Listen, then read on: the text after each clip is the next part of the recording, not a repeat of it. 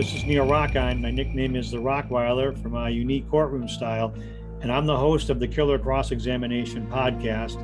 I, week in and week out, talk about some major issues. We tackle criminal justice issues. I interview some of the top hitters, heavy hitters from around the country.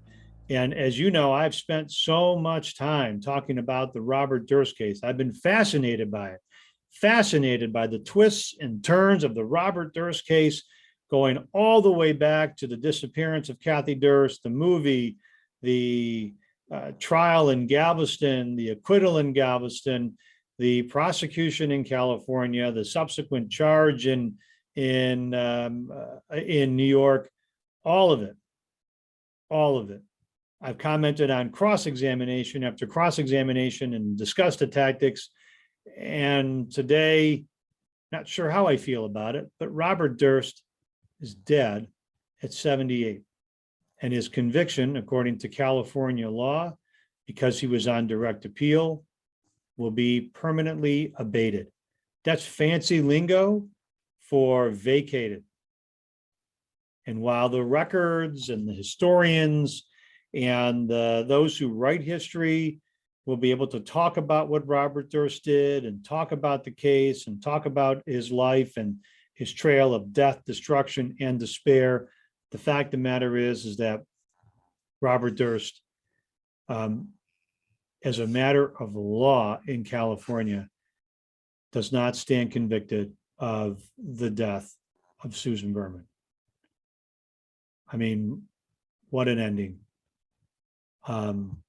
Lawyers, witnesses just put so much time and effort into pursuing Robert Durst and attempting to prosecute Durst. I mean, watching the battle between Durst and Lewin was just something that I'll go back in the coming days and watch more about Durst and Lewin, and we'll bring up some more segments of Durst and Lewin and comment on those as they went back and forth and talked about those and discussed different segments of the cross-examination. But for now, I was just going to point out that, yes, we know what Robert Durst did. We know what he was about.